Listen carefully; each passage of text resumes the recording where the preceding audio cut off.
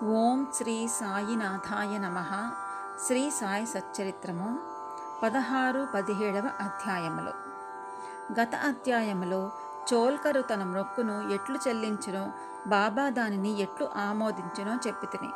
ఏ కొంచెమైనను భక్తి ప్రేమలతో ఇచ్చిన దానిని ఆమోదించిననియు, గర్వముతోనూ అహంకారముతోనూ ఇచ్చిన దానిని తిరస్కరించదననియు బాబా ఆ కథలో నిరూపించెను. బాబా పూర్ణ సచ్చిదానంద స్వరూపుడొకటచే కేవలం బాహ్యతంతును లక్ష్యపెట్టడి వారు కారు. ఎవరైనా భక్తి ప్రేమలతో ఏదైనా సమర్పించినచో మిక్కిలి సంతోషముతో ఆత్రముతో దానిని పుచ్చుకొనడి వారు. నిజముగా సద్గురు సాయి కంటే సుధార స్వభావలో దయాద్ర హృదయులో లేరు. కోరికలు నెరవేర్చు చింతామణి కల్పతరువు వారికి సమానము కావు. మనము కోరినదెల్లా ఇచ్చు కామధేనువు కూడా బాబాతో సమానము కాదు. ఏలన అవి మనము కోరినవి మాత్రమే ఇచ్చును. కానీ సద్గురువు అచింత్యము అనుపలభ్యమును అయిన ఆత్మ సాక్షాత్కారమును ప్రసాదించును. ఒకనాడొక ధనికుడు సాయిబాబా వద్దకు వచ్చి బ్రహ్మజ్ఞానమును ప్రసాదించమని బ్రతిమలాడెను. ఆ కథ ఇచ్చట చెప్పుదును. సకలైశ్వర్యములు అనుభవించుచున్న ధనికుడు ఒకడుండెను. అతడి ఇండ్లన ధనమును, పొలములను, తోటలను సంపాదించెను. వాన్ని అనేక మంది సేవకులుండేవారు. బాబా కీర్తి వాని చెవులు పడగానే షిరిడీకి పోయి బాబా పాదములపై పడి బ్రహ్మజ్ఞానము ప్రసాదించమని బాబాను వేడుకొనేదనని తన స్నేహితునితో చెప్పెను. తనకు వేరేమియో వలదనియో బ్రహ్మజ్ఞానము పొందినచో తనకు మిక్కిలి సంతసము కలుగును అని చెప్పెను. ఆ స్నేహితుడు ఇట్లనెను: బ్రహ్మజ్ఞానము సంపాదించుట అంత సులభమైన పని కాదు. ముఖ్యముగా నీ వంటి పేరాస గలవానికి అది మిగులు దుర్లభము. ధనము, భార్యా బిడ్డలతో తేలి మునుగుచున్న నీ వంటి వానికి బ్రహ్మజ్ఞానము ఎవరిచ్చెదరు? నీవొక పైసైను దానము చెయ్యని వాడవే. నీవు బ్రహ్మజ్ఞానమునకే వెదుకున్నప్పుడు నీ కోరిక నెరవేర్చువారెవరు? తన స్నేహితుని సలహాను లక్ష్యపెట్టక రాను పోను టాంగాను బాడుగకు కట్టించుకొని అతడు షిరిడీకి వచ్చెను. మసీదుకు పోయి బాబాను చూచి వారి పాదములకు సాష్టాంగ నమస్కారం చేసి ఇట్లనెను: బాబా, ఇక్కడకు వచ్చిన వారికి ఆలస్యము చేయక బ్రహ్మమును చూపితురని విని నేను ఇంత దూరం నుంచి వచ్చితిని. ప్రయాణము చే నేను మిక్కిలి బడలితిని. మీరు బ్రహ్మజ్ఞానమును ప్రసాదించినచో నేను పడిన శ్రమకు ఫలితము లభించును. బాబా ఇట్లు బదులు చెప్పెను: నా ప్రియమైన స్నేహితుడా, ఆతురపడవద్దు. త్వరలో ఇప్పుడే నీకు బ్రహ్మమును చూపితను. నాది నగదు బేరమే గాని అరువు బేరము కాదు. అనేక మంది నా వద్దకు వచ్చి ధనము, ఆరోగ్యము, పలుకుబడి, గౌరవము, ఉద్యోగము, రోగ నివారణము మొదలగు ప్రాపంచిక విషయములనే అడుగుదురు. నా వద్దకు వచ్చి బ్రహ్మజ్ఞానము ఇవ్వమని అడుగువారు చాలా తక్కువ. ప్రపంచ విషయములు కావాలనని అడుగువారికి లోటు లేనేలేదు. పారమార్థిక విషయమే యోచించువారు మిక్కిలి అరుదు. కావున నీ వంటి వారు వచ్చి బ్రహ్మజ్ఞానము కావాలనని అడుగు సమయము శుభమైనది, శ్రేయోదాయకమైనది. కనుక సంతసముతో నీకు బ్రహ్మమును దానికి సంబంధించిన వాణిని అన్నింటినీ చూపితను. ఇట్లని బాబా వానికి బ్రహ్మమును చూపుటకు మొదలెడెను. వాణ్ణి అక్కడ కూర్చుండమని ఏదో సంభాషణలోకి దించెను. అప్పటికాతడు తన ప్రశ్న తానే మరచినట్లు చేసెను. ఒక బాలుని నిలిచి నందు మార్వాడి వద్దకు పోయి 5 రూపాయలు చేయబదులు తెమ్మను. కుర్రవాడు పోయి వెంటనే తిరిగి వచ్చి నందు ఇంటి వద్ద లేడనియు వారి ఇంటికి వాకిలికి తాళం వేసి ఉన్నదనూ చెప్పెను. కిరాణా దుకాదారుడు బాలా వద్దకు పోయి అప్పు తెమ్మని బాబా అనెను. ఈసారి కూడా కుర్రవాడు వట్టి చేతులతో తిరిగి వచ్చెను. ఇంతకిద్దరు ముగ్గురు వద్దకు పోగా ఫలితము లేకపోయెను. సాయిబాబా సాక్షాత్ పరబ్రహ్మావతారమని మనకు తెలియను. అయినచో 5 రూపాయలు అప్పు చేయవలసిన అవసరమేమి? వారికి అంత చిన్న మొత్తముతో ఏమి పని అని ఎవరైనా అడగవచ్చును. వారికి ఆ డబ్బు అవసరమే లేదు. నందు మరియు బాలా ఇంటి వద్ద లేరని వారికి తెలిసియే ఉండును. ఇది అంతయు బ్రహ్మజ్ఞానము కోరి వచ్చిన వారిని కొరకే జపించి ఉందరు. ఆ పెద్ద మనిషి వద్ద నోటులు కట్ట ఉండెను. అతనికి నిజముగా బాబా వద్ద నుంచి బ్రహ్మజ్ఞానము కావలసి ఉన్నచో బాబా అంత ప్రయాసపడుచున్నప్పుడు ఊరకనే కూర్చుండడు. బాబా ఆ పైకమును తిరిగి ఇచ్చి వేయనని కూడా వానికి తెలియను. అంత చిన్న మొత్తమైనప్పటికీ వాడు తెగించి ఇవ్వలేకపోయాను. అట్టి వానికి బాబా వద్ద నుంచి బ్రహ్మజ్ఞానము కావాలనట. నిజముగా బాబా అందు భక్తి ప్రేమలు కలవాడెవడైనను వెంటనే 5 రూపాయలు తీసి ఇచ్చియుండునే కానీ ప్రేక్షకుని వలె ఊరికే చూచుచూ కూర్చుని ఉండడు. ఈ పెద్ద మనిషి వైఖరి శుద్ధ విరుద్ధముగా ఉండెను. వాడు డబ్బు ఇవ్వలేదు సరికదా, బాబాను త్వరగా బ్రహ్మజ్ఞానం ఇవ్వమని తొందరపెట్టుచుండెను. అప్పుడు బాబా ఇట్లనెను, ఓ మిత్రుడా, నేను నడుపుచున్న దాన్ని అంతటినీ గ్రహించలేకుంటావా ఏమి? ఇచ్చట కూర్చుండి నీవు బ్రహ్మమును చూచుటకై ఇది ఎంతయో జరుపుచున్నాను. సూక్ష్మముగా విషయమిది. బ్రహ్మమును చూచుటకు 5 వస్తువులు సమర్పించవలెను. అవి ఏమనా? 1 పంచప్రాణములు, 2 పంచేంద్రియములు, 3 మనస్సు, 4 బుద్ధి, 5 అహంకారము.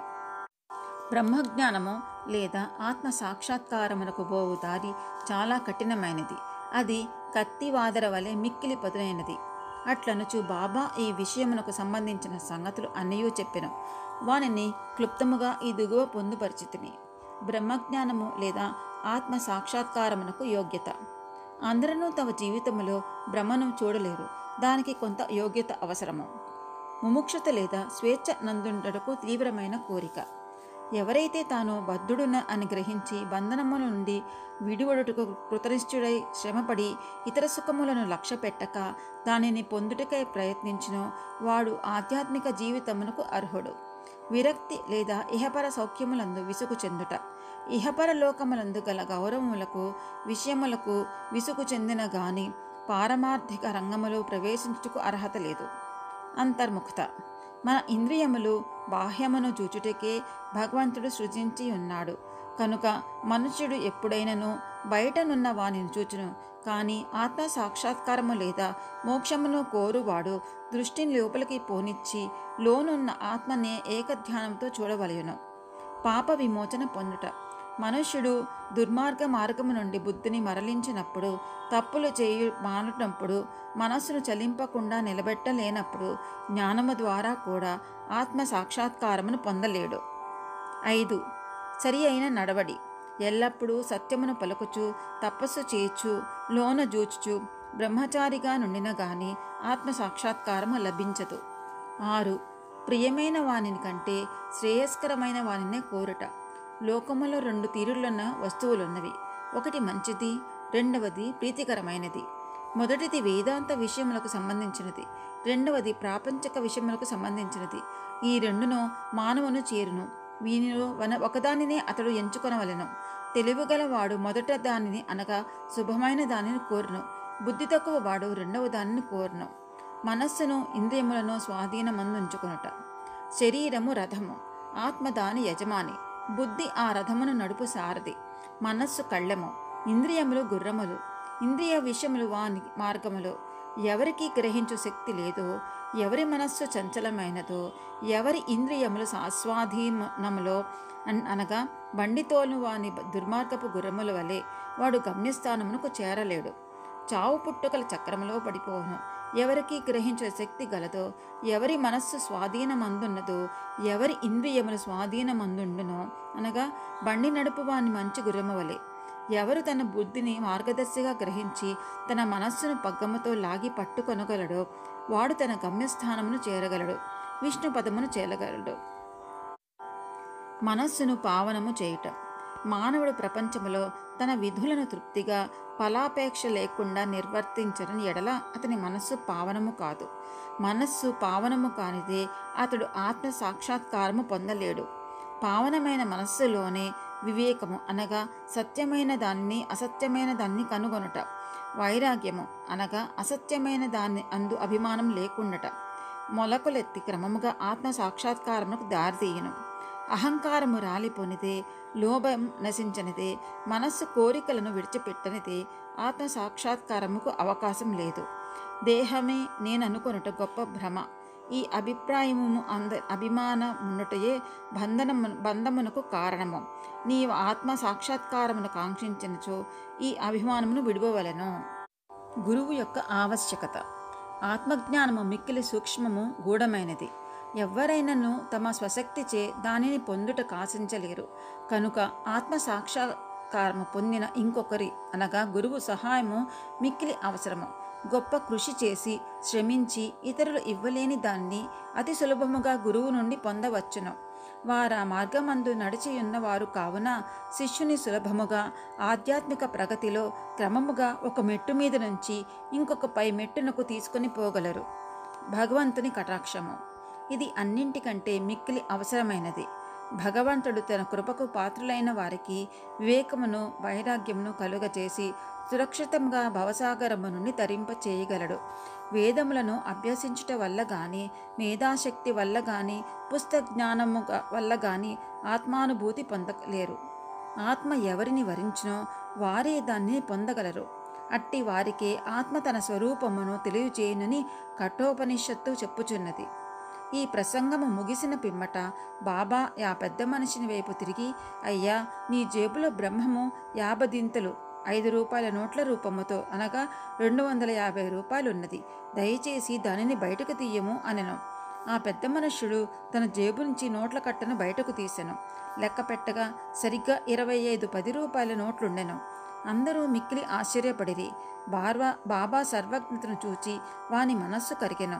బాబా పాదములపై పడి వారి ఆశీర్వాదముకై వేడెను. అప్పుడు బాబా ఇట్లనెను, నీ బ్రహ్మపు నోటుల కట్లను చుట్టిపెట్టుము. నీ పేరాసను లోభమును పూర్తిగా వదలనంత వరకు నీవు నిజమైన బ్రహ్మమును చూడలేవు. ఎవరి మనస్సు ధనమందు, సంతానమందు, ఐశ్వర్యమందు లగ్నమై ఉన్నదో వాడా అభిమానమును పోగొట్టుకున్నంతవరకు బ్రహ్మమును ఎట్లు పొందగలడు? అభిమానమనే భ్రమ, ధనమందు తృష్ణ, దుఃఖమను సుడిగుండము వంటిది. అది అసూయ, అహంభావమను మొసళ్లతో నిండి ఉన్నది.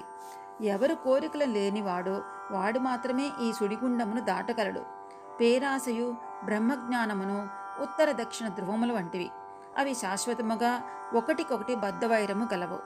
ఎక్కడ పేరాశ గలదో అక్కడ బ్రహ్మము గూర్చి ఆలోచించుటకు గాని, దాని ధ్యానమునకు గాని తావులేదు. అట్లయినచో పేరాశ గలవాడు విరక్తిని, మోక్షమును ఎట్లు సంపాదించగలడు? లోబికి శాంతి గాని, సంతృప్తి గాని, దృఢ నిశ్చయము గాని ఉండవు. మనస్సునందు ఏమాత్రమో పేరాశ ఉన్ననో సాధనలన్నీయు, అనగా ఆధ్యాత్మిక ప్రయత్నములు అన్నయు నిష్ప్రయోజనములు. ఎవరు ఫలాపేక్ష రహితుడు కాడో, ఎవడు ఫలాపేక్ష కాంక్షను విడువడో, ఎవనికి వాని యందు విరక్తి లేదో అట్టివాడు గొప్ప చదువురయైనప్పటికీ వాని జ్ఞానము ఎందుకు పనికిరానిది. ఆత్మ సాక్షాత్కారము పొందుటకి ఇది వానికి సహాయపడదు. ఎవరు అహంకారపూరితులో, ఎవరు ఇంద్రియ విషయములు గూర్చి ఎల్లప్పుడూ చింతించదురో వారికి గురుబోధులు నిష్ప్రయోజనములు. మనస్సును పవిత్రమునర్చుట తప్పనిసరి అవసరము. అది లేనిచో మన ఆధ్యాత్మిక ప్రయత్నములు అన్నయూ ఆడంబరము, డాంబికము కొరకు చేసినట్లగును.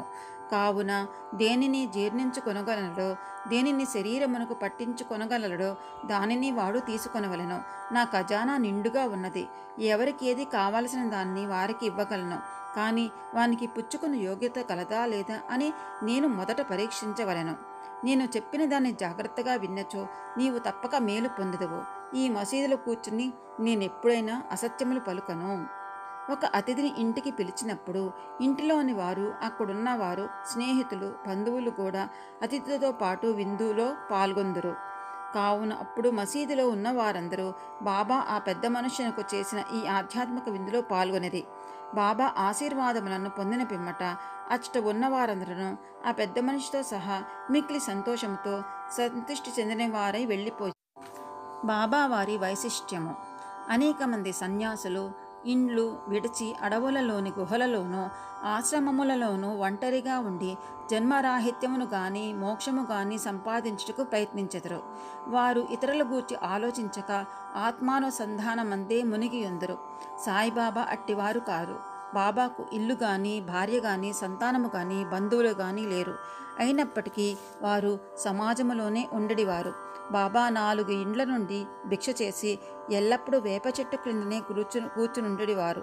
లౌకిక విషయములందు నిమగ్నులైన జనులకు ఈ ప్రపంచములో ఎట్లు ప్రవర్తించవలనో బోధించుడివారు. ఆత్మ సాక్షాత్కారము పొందిన పిమ్మట కూడా ప్రజల క్షేమమునకై పాటుపడు సాధువులు, యోగులు మిక్కిలి అరుదు. అట్టి వారిలో శ్రీ సాయిబాబా ప్రథమగణ్యులు. కనుక హేమాడ్ పంతు ఇట్లు చెప్పెను, ఏ దేశమునందు సాయిబాబా అను ఈ అపూర్వము అమూల్యము అయిన పవిత్ర రత్నమును పుట్టినదో ఆ దేశము ధన్యము. ఏ కుటుంబములో వీరు పుట్టిరో అదియు ధన్యము. ఏ తల్లిదండ్రులకు వీరు పుట్టిరో వారు ధన్యులు. 16, 17 అధ్యాయములు సంపూర్ణం. ఓం శ్రీ సచ్చిదానంద సద్గురు సాయినాథ్ మహారాజ్ కీ జై. సద్గురు శ్రీ సాయినాథార్పణమస్తు.